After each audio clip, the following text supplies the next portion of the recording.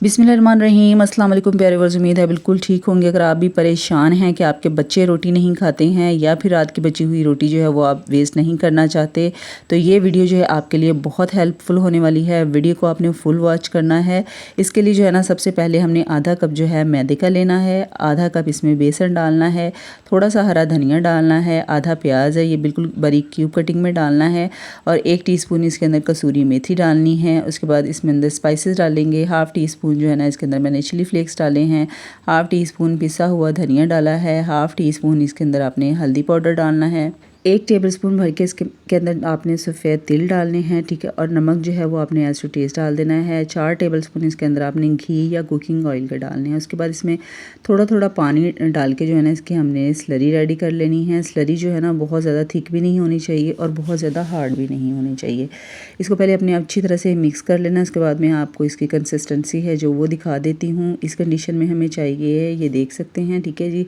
उसके बाद यहाँ पर मैंने लिए हैं आलू। ये घर में जो सालन बचा होता है ना आलूओं वाला, आपने वही वाले आलू ले लेने हैं। या अगर आप और कोई स्टफिंग आप बनाना चाहते हैं वेजिटेबल की या चिकन की, जो भी आप स्टफिंग जो है ना, वो आप अपनी मर्ज़ी के हिसाब से जो है ना बना सकते हैं, ठीक है। ये मैंने सालन था, आलू वाला सालन था ना, इसमें से मैंने आलू निकाले हैं। इसके अंदर थोड़ा सा नमक और मिर्चें डाली, इनको ना अच्छी तरह से आपने मैश कर लेना है, ठीक है। इसके लिए ज़रूरी नहीं है कि स्टफिंग जो है आपने स्पेशल ही बनानी है, ठीक है। इस तरह से आपने अच्छी तरह से इसको मिक्स कर लेना है। उसके बाद रोटी जो है ना, इसके ऊपर इस आलूओं वाले अमेज़े को जो है ना, इस तरीके से आपने ना बहुत अच्छी तरह से फैला देना है, ठीक है। पूरी रोटी के ऊपर जो है ना, इक्वली आपने ये आलू वाला अमेज़ा जो है ना, आपने फैला देना है। बिल्कुल बहुत थिक जो है ना, आपने इसकी लेयर नहीं लगानी है, बिल्कुल पतली सी लेयर लगा देनी है, ठीक है जी।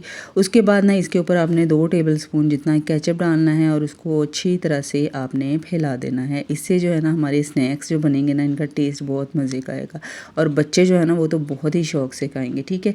इस तरह से फैला देने के बाद जो है ना, एक तरफ से रोटी को आपने इस तरह से फोल्ड करके ना इसका रोल बना देना है, और तकरीबन 2-2 इंच चौड़े जो है ना, आपने इसके जो है ना स्लाइस वो काट लेने हैं इस तरीके से, ठीक है। इस तरीके से कटिंग करने के बाद ना, आप अलग अलग जो है ना इसका स्लाइस ऐसे भी इनको फ्राई कर सकते हैं, लेकिन यहाँ पे मैंने वुड स्टिक ली है, ठीक है। तो इसके अंदर जो है ना, आपने 3 स्लाइस जो है ना रोटी के, इस तरीके से आपने एडजस्ट कर देने हैं, लगा देने हैं। उसके बाद बेसन वाली स्लरी जो है ना, इसके अंदर आपने इनको अच्छी तरह से कोट कर लेना है, ठीक है। अच्छी तरह से कोटिंग करनी है, ठीक है। उसके बाद मीडियम टू लो फ्लेम पे जो है ना, इनको फ्राई करना है, ठीक। और आपसे हम्बल रिक्वेस्ट है, अगर आप चैनल पर नए होते हैं तो प्लीज़ चैनल को सब्सक्राइब कर लिया करें, ऐसे ही यूनिक आइडियाज़ के लिए। और भी बहुत सारी रेसिपीज़ मेरे चैनल पर मौजूद हैं। बच्चों को जो है ना रोटी खिलाने वाले बहुत ही ज़बरदस्त किस्म के आइडियाज़ मौजूद हैं। इसके लिए चैनल को सब्सक्राइब कर लें और मज़ीद रेसिपीज़ के लिए बेल नोटिफिकेशन को ऑन कर लें, ताकि हर आने वाली वीडियो का नोटिफिकेशन जो है वो आपको टाइम पर मिलता रहे, ठीक है जी। उसके बाद ना, दोनों तरफ से हमने 2-2 दफ़ा इनकी साइडें चेंज करनी है, ठीक है। जब इस तरह से प्यारा सा गोल्डन कलर आ जाए, तब आपने इनको डिश आउट कर लेना। ये लीजिए, हमारे मज़ेदार से बची हुई रोटी के स्नैक्स जो हैं बिल्कुल तैयार हैं। यहाँ पर मैं आपको तोड़ के भी दिखाती हूँ कि ये बाहर से जो है ना कितने क्रंची हैं और अंदर से जो है ना इतने सॉफ्ट और खाने में बहुत ज़बरदस्त हैं। आप ये रेसिपी जो है ना, बच्चों को लंच बॉक्स में भी बना के दे सकते हैं। बच्चे बहुत शौक से खाएंगे और उनको पता भी नहीं चलेगा कि ये रोटी के बने हुए हैं। तो आपने मुझे ज़रूर बताना है ये रेसिपी आपको कैसी लगी है, और प्लीज़ सबके साथ शेयर करना मत भूलिएगा। प्यारा सा कमेंट देके मेरी हौसला अफजाई कीजिएगा। अपना बहुत सारा ख्याल रखिएगा। अल्लाह हाफिज़, फ़ी अमान अल्लाह।